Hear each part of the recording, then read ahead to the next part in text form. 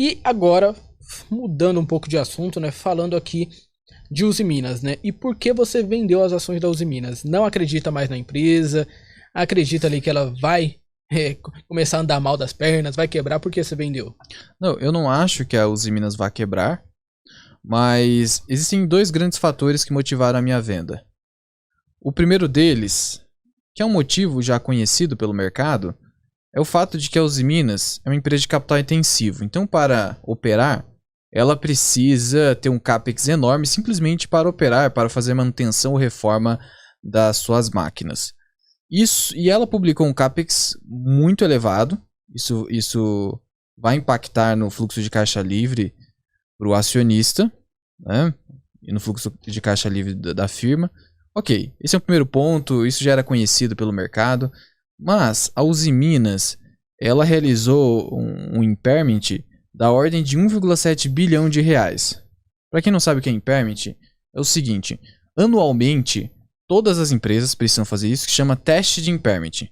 Então, as empresas, uma vez ao ano, precisam avaliar se o seu ativo imobilizado e também o seu intangível se desvalorizaram, além da depreciação e da amortização.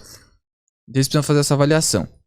Se teve uma desvalorização agressiva, que faz com que o valor contábil, que é aquele valor que está no balanço patrimonial, é um valor que está muito acima do que realmente aquele bem vale. Então, por exemplo, eu pego uma máquina X da Usiminas que na contabilidade diz que está valendo 100 milhões.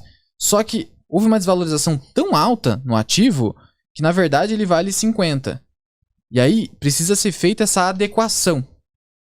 E aí ocorre, então, o impairment, que é essa adequação. E aí o que a empresa faz? Ela adequa, faz o ajuste, e esse ajuste é feito a partir do valor que você conseguiria ou através de fluxos de caixa com aquele bem, por exemplo, o que eu conseguiria de locação no futuro, ou o que é mais comum, você avaliar o valor de mercado, o valor justo daquele bem. Eu conseguiria vender por 50 milhões, não por 100 milhões. E aí, então eu faço esse ajuste, cai para 50, e essa diferença, que seria de 50... joga no demonstrativo de resultado de exercício, que é outra peça orçamentária, peça contábil, obrigatória, como um prejuízo. Só que é um prejuízo sem efeito caixa. Isso é muito óbvio. Por quê? Não gerou um desembolso para a Usiminas. Não gerou uma queima de caixa. Mas apesar de não ter efeito caixa, a dúvida que fica é: quanto vale todo o patrimônio líquido da Usiminas? E o patrimônio líquido é o valor devido aos acionistas. Isso é que lhe pertence você como acionista. Se eu não sei de fato qual o valor do patrimônio líquido, qual a confiança que eu tenho de todo aquele bem que compõe o patrimônio líquido de fato reflete a realidade? E aí o pessoal acaba olhando apenas para o indicador preço valor patrimonial. Olha que o Usiminas está lá em 0,4, só que você, diante desse impairment completamente agressivo e que já aconteceu em 2016, mas esse aqui foi bem agressivo, na minha opinião, você fica a dúvida assim: como que eu vou confiar de que aquele valor do patrimônio líquido é verdadeiro, se está gerando uma desvalorização tão absurda assim?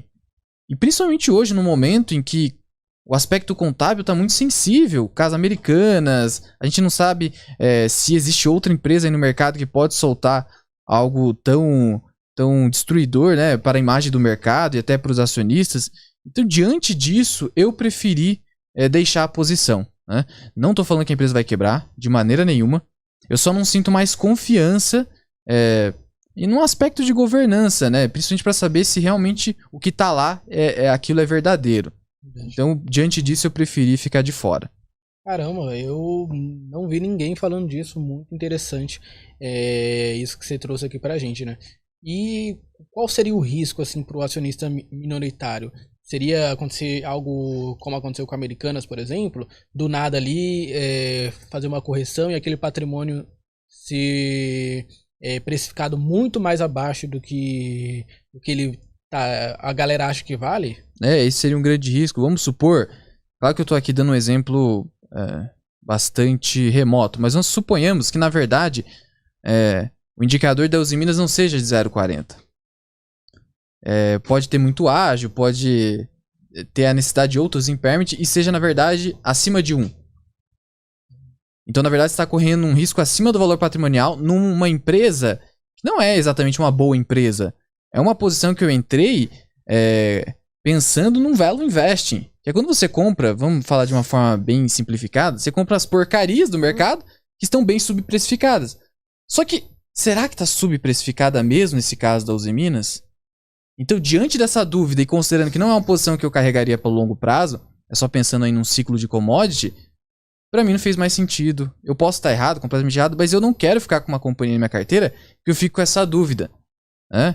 Então, entendo que não tem efeito caixa, entendo que foi algo específico, mas quando você não sente mais confiança e o ato de investir é confiar, não dá mais para ficar na posição. Vender é exceção, mas é uma exceção que de vez em quando precisa ser usada, infelizmente.